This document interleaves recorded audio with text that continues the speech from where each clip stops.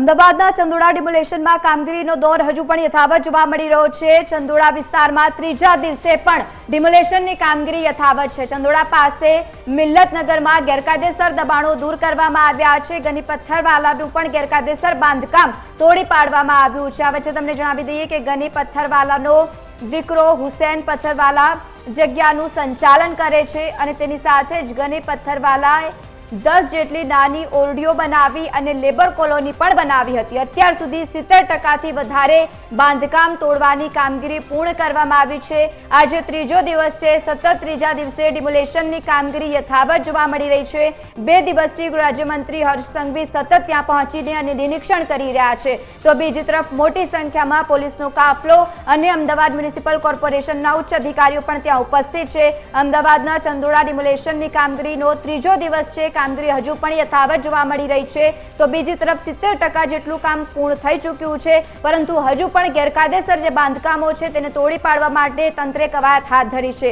ચંદોડા પાસે મિલ્લતનગરમાં ગેરકાયદેસર દબાણો જે છે તે દૂર કરવામાં આવી રહ્યા છે। સતત કામગીરીનો આજે ત્રીજો દિવસ છે, માફ કરજો, અને સાથે જ ગણી પથ્થરવાલાનું ગેરકાયદેસર જે બાંધકામ છે સતત તોડી પાડવામાં આવી રહ્યું છે।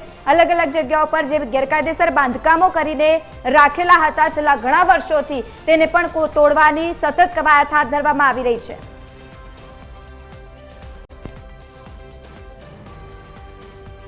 તો આજ મુદ્દે આપણી સાથે મૌલિક ઉપાધ્યાય લાઈવ જોડાઈ ગયા છે। મૌલિક, સતત ત્રીજા દિવસે પણ ડિમોલેશનની કામગીરી યથાવત જોવા મળી રહી છે, શું વધુ અપડેટ સામે આવી? બિલકુલ, સતત ત્રીજા દિવસે પણ અલગ અલગ વિસ્તાર છે ત્યાં ડિમોલેશનની કામગીરી છે તે કરવામાં આવી રહી છે। દ્રશ્યો છે તેમાં જોઈ શકાય છે કે બપોરના સમયે પણ અલગ અલગ જેસીબી મશીન છે તેના દ્વારા ડિમોલેશનની કામગીરી છે તે કરવામાં આવી રહી છે। ખાસ આ જે વિસ્તાર છે ત્યાં 70% જેટલું કામ છે ચંદોડા તળાવ વિસ્તારમાં ડિમોલેશનનું તે પૂર્ણ કરી દેવામાં આવ્યું છે। મોટો ભાગનો હવે કાટમાળ છે તે બચ્યો છે, કારણ કે 2000થી 2500 છે તે મકાનો આઈડેન્ટિફાઈ કોર્પોરેશને કર્યા હતા અને તેના જ ભાગરૂપે જે ડિમોલેશનની કામગીરી છે તે કરવામાં આવી રહી છે।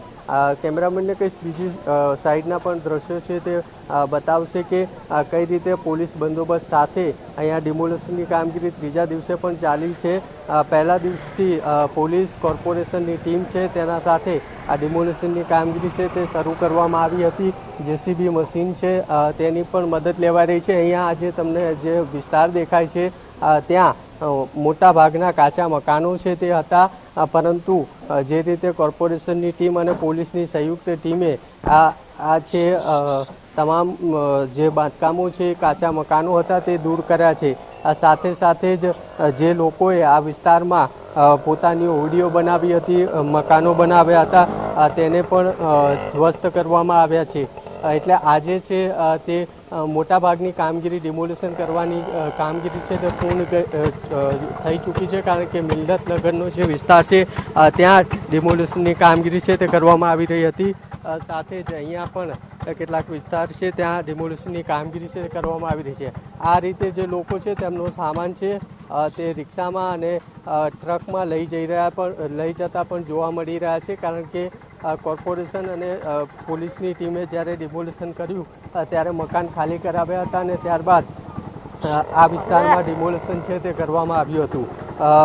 મહત્વની વાત છે એ છે કે અત્યાર સુધીમાં 70% જે રીતે કોર્પોરેશનના અધિકારીઓ માહિતી આપી હતી, ડિમોલેશનની કામગીરી પૂર્ણ થઈ ગઈ છે અને હવે 1 થી 2 દિવસમાં આ કામગીરી છે તે સંપૂર્ણ પૂર્ણ થશે। જી બિલકુલ, અને સાથે જ ગની પથ્થરવાળાનું પણ જે બાંધકામ હતું ગેરકાયદેસર તેને પણ તોડી પાડવામાં આવ્યું છે। અત્યાર સુધીમાં એવા કેટલા લોકો છે જેમની કામગીરી જે ગેરકાયદેસર હતી અને બાંધકામ સતત તોડી પાડવામાં આવી રહ્યું છે?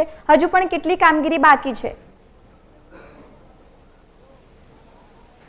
બિલકુલ લવલીન, મેં કહ્યું તેમ ગની પથ્થરવાલા છે તેને 10 ઓરડીઓ છે તે બનાવી હતી અને સાથે સાથે જે મકાનો છે તે ભાડે તેને આપ્યા હતા। સાથે જ લલ્લુ બિહારી છે તેનું પણ ફાર્મ હાઉસ હતું, તેને પણ પોલીસની ટીમે અને કોર્પોરેશનની ટીમે ધ્વસ્ત કર્યું છે। એટલે આ રીતે જે અહીંયા આ વિસ્તારમાં આ લોકો છે તેમના દ્વારા જે તે વિસ્તારમાંથી લોકો બોલાવીને અહીંયા તેમને વસવાટ કરાવતા હતા, ભાડું છે તે લેતા હતા। અને આ જે લોકો છે તે મોટા પ્રમાણમાં તેમની પાસેથી ભાડું એકઠું કરીને લલ્લુ બિહારી છે ખાસ મહિલાઓ પાસે પ્રોસ્ટિટ્યુશનનો ધંધો છે તે પણ કરાવતો હતો.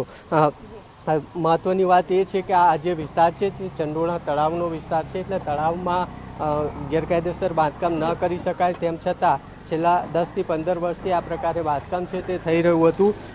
અત્યારે કોર્પોરેશન જાગી છે અને આ તમામ વિસ્તાર જે દેખાઈ રહ્યો છે તે ઝૂંપડાઓ હતા અને કાચા મકાનો હતા, પરંતુ તેને અત્યારે ધ્વસ્ત કરી દેવામાં આવ્યા છે. એટલે મોટાભાગના જે ગુનેગારો છે જેમનાથી આ વિસ્તારમાં બાંધકામ થયા હતા તેમના પણ જે બાંધકામ છે તે ધ્વસ્ત કરવામાં આવે છે. બિલકુલ મૌલિકા, આભાર સમગ્ર માહિતી સાથે જોડાવા બદલ. તો સતત ત્રીજા દિવસે પણ કામગીરીનો દોર યથાવત જોવા મળી રહ્યું છે. જે પણ ગેરકાયદેસર બાંધકામ છે તેને તોડવા માટે કવાયત હાથ ધરવામાં આવી.